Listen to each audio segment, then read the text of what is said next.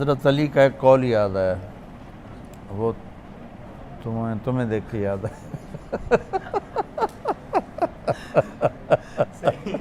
لیکن یہ سب کو فائدہ ہوگا اس کا بہت، اور مجھے بھی یاد ہے کچھ سالوں کے بعد اچھا ایسا بھولا ہوا تھا کہ جیسے میں نے کبھی پڑھا ہی نہیں، اچھا اور اب ایک دم سکرین پہ آیا ہے تو میں کیا سب کو سنا دوں۔ بتاؤ من اراد عزا بلا عشیرہ وغنى بلا مال وہیبة بلا سلطان ووجاہة بلا اخوان فلیخرج من ذل معصیۃ اللہ الی عز طاعت اللہ۔ جو شخص عزت چاہتا ہو، خاندانی نہیں، خاندانی سپورٹ نہیں، فیملی سپورٹ ہوتی نا، بہت برا ہوتا ہے لیکن فیملی سپورٹ کی وجہ سے عزت ملی رہتی، تو ایسا ہے کہ پیچھے کوئی فیملی سپورٹ کوئی نہیں۔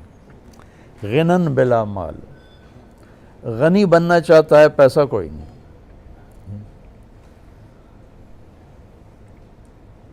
ہیبتن بلا سلطان،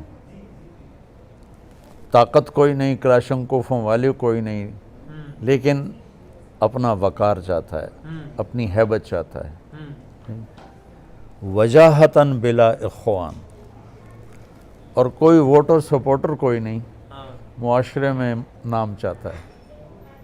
تو یہ چار چیزیں تم میں سے کون ہے جو نہیں چاہتا؟ پھر یہ بتاؤ، اگر 7 ارب انسان کٹھے کر کے ان سے پوچھو گے تو کوئی ایک ایسا نہیں ملے گا جو کہے گا نہیں میں نہیں چاہتا۔ ٹھیک ہے، تو میں اس کو دہراتا ہوں۔ من اراد عزا بلا عشیرہ، عزت چاہتا ہے، خاندانی نہیں ہے۔ غنن بلا مال، پیسہ چاہتا ہے، غنی بننا چاہتا ہے، پیسہ کوئی نہیں ہے۔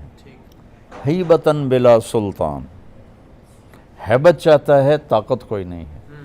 وجاہتن بلا اخوان، اپنا تعارف چاہتا ہے، اپنا نام چاہتا ہے، لیکن کوئی ووٹر سپورٹر کوئی نہیں، تو اب یہ کیا کرے گا؟ تو فرمایا مولا علی نے، ایک کام کر دے، ایک چھوڑ دے۔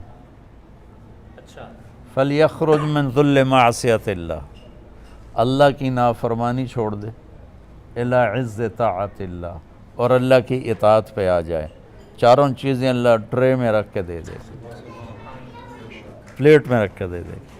اور فلیخرج من ذل معصیۃ اللہ، اللہ کی نافرمانی کی ذلتوں والا راستہ چھوڑ کر، کہ نافرمانی ذلت کا راستہ ہے، چاہے آگے جھنڈے لہرا رہے ہوں، پیچھے کلاشنکوفوں والے کھڑے ہوں، اور چاہے ریڑھی لگا کے کھڑا ہو، ذلت کا راستہ ہے۔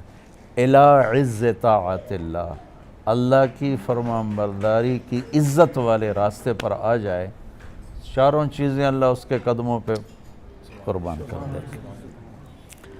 تو ہر انسان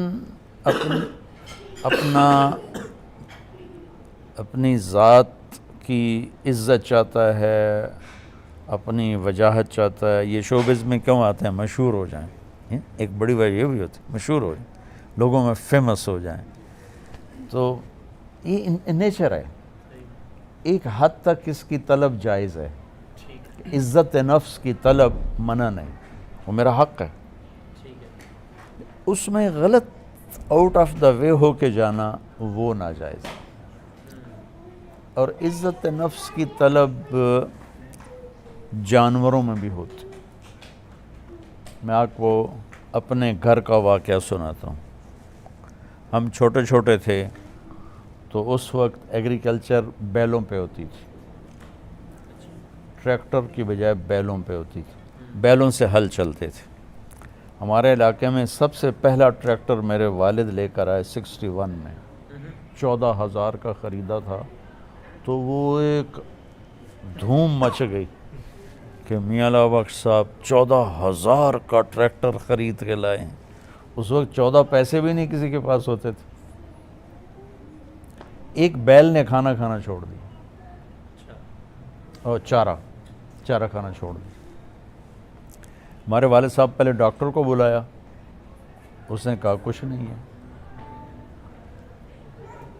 تو پھر چارہ کیوں نہیں کھاتا؟ کہا جی پتہ نہیں، یہ ڈاکٹر نے کہا پتہ نہیں۔ جب وہ لاغر ہونے لگا تو پھر ایک دیسی حکیم تھا، اس کو بلوایا۔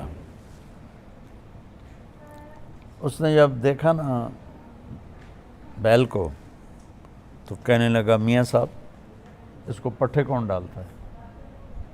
تو میرے والد صاحب نے فرمایا کہ یہ ایک ہمارا نوکر تھا الادتا، تو اس کو دتو کہتے تھے، دتو یا دتو کسائی۔ اس نے کہا اور اس نے اس کو بیل کے سامنے بٹھا کے جوتا اتارا اور 5-6 اس کے سر میں مارے، ٹھو ٹھو ٹھو ٹھو۔ میں کہا جی چارہ ڈالو، چارہ ڈالا، وہ کھانے لگا۔ یہ میں آپ کو گھر کی، یہ نہیں کہ سنی ہوئی بات ہے، یہ میرے گھر کا واقعہ ہے۔ تو میرے والد صاحب حیران ہو گئے، یہ کیا چکر، یہ کیسے ہوا ہے؟ تو کہا میاں صاحب اس نے بیل کو کہیں مارا ہے، کوئی سوٹی ماری ہے، کوئی ڈنڈا مارا ہے، یہ وٹ کھا گیا، ناراض ہو گیا، اور جب اس نے دیکھا کہ میرا بدلہ ہو گیا ہے تو اس نے چارہ کھانا شروع کر دیا۔ مجھے باعزت رہنا میری طلب ہے، میری جائز ڈیمانڈ ہے۔ لوگ اس کے لیے غلط راستے اختیار کرتے ہیں، مشہور ہونے کے لیے۔ شوبز میں تم بھی رہتے ہو، کتنی 2 نمبری چلتی ہے کہ میں مشہور ہو جاؤں، ٹھیک۔